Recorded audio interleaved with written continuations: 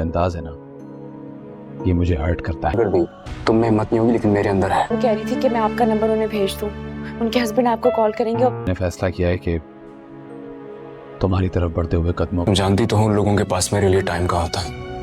कर सकती हूँ। आप छानबीन छोड़े, बस गाड़ी देने की तैयारी करें। नहीं बेटा, मैं ये हरगिज नहीं चाहूंगी। तुम उनके सामने ज्यादा देर बैठी तो नहीं हो? ड्रामा सीरियल शेर का आने वाला एपिसोड दोस्तों बहुत ही धमाकेदार होने वाला है। शेर तो आते ही तबाही मचा देगा, क्योंकि शुजात भी जब शेर को अपने घर में देखेगा तो हैरान हो जाएगा कि हम तो इसकी लाश का इंतजार कर रहे थे और ये तो शेर खुद ही चल के हमारे घर आ गया है। आने वाले एपिसोड के स्टार्टिंग सीन में तो आप देखेंगे कि शेर को तो बहुत ही परेशानी होगी कि फजर किस हाल में होगी। इसलिए फिर वो जब फजर को कॉल करेगा तो फजर उसकी कॉल पिक करेगी और उसे कहेगी कि तुमने यहाँ पर कॉल क्यों की है शेर, तुम जानते हो कि यहाँ पर तुम्हारा कॉल का आना बिल्कुल मुनासिब नहीं है। अगर किसी को भी मालूम लग गया कि मैं तुमसे बात करती हूँ तो बहुत ही बात बिगड़ जाएगी। इस पर वो उसे कहेगा कि जब मैं तुम्हारे साथ हूँ तो तुम्हें डरने की क्या ज़रूरत है, तुम क्यों सबसे डर रही हो, मैं अभी आता हूँ तुम्हारे पास, मुझे तुम्हें देखना है। इस पर वो उसे कहेगी कि शेर तुम क्यों आखिर जिद पर अड़े हुए हो, बाबा ने तुम्हें यहाँ पर देख लिया तो तुम जानते हो कि वो तुम्हारे साथ क्या करेंगे। जब शेर फजर को ये कहेगा कि अगर मैं तुमसे तुम्हारा हाथ मांग लूँ तब भी वो मुझे मारेंगे, तो फजर उसे कहेगी कि क्या मतलब। शेर फजर को प्रपोज करते हुए कहेगा कि मैं तुम्हारे बगैर बिल्कुल भी नहीं रह सकता और मैं तुम्हारे घर आकर तुम्हारा रिश्ता मांगूंगा। मैं भी देखता हूँ कि तुम्हारा रिश्ता मुझे कौन नहीं देता, मैं उनका दामाद बनना चाहता हूँ। ये दुश्मनियाँ कब तक चलती रहेंगी। तो फजर जो होगी वो तो यहाँ पर शेर को काफ़ी रोकेगी, पर शेर जो होगा वो कहाँ रुकने वाला होगा।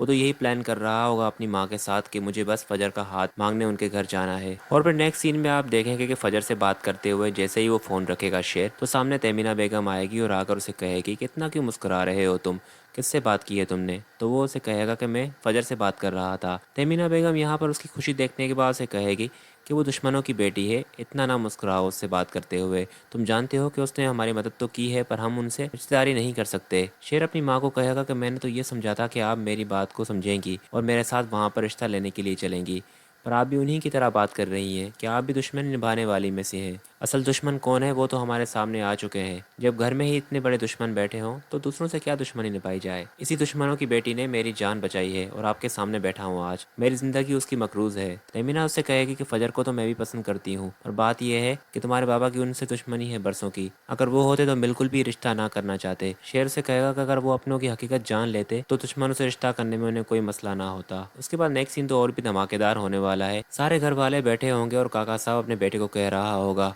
कि हमारी लड़की ने तो जो काम किया है उस पर तो आज मुझे भी बहुत फ़ख्र है। वो ये बात इसलिए कर रहा होगा क्योंकि शुजात अपने बाप को ये कहेगा कि दुश्मन यहाँ पर आ रहे हैं और आकर यहाँ पर नाक रगड़ेंगे और कहेंगे कि हमारे शेर को छोड़ दो। और इसी वक्त का ही तो मुझे इंतज़ार था कि दुश्मन मेरे दर पर आए और मुझसे आकर भीख मांगे, और ये सब कुछ मेरी बेटी फजर की वजह से हुआ है। फजर जो कि सामने ही बैठी होगी और ये सारी बातें सुन रही होगी और अपनी माँ और चच्ची को भी देख रही होगी, क्योंकि उन्हें इस बात का इल्म होगा कि शेर कभी भी यहाँ पर आ सकता है फजर का हाथ मांगने के लिए। और फिर जैसे ही सामने गाड़ियाँ आ रही होंगी तो फजर का जो बाप होगा वो खिड़की से देखेगा नीचे, तो गाड़ी से शेर उतरेगा।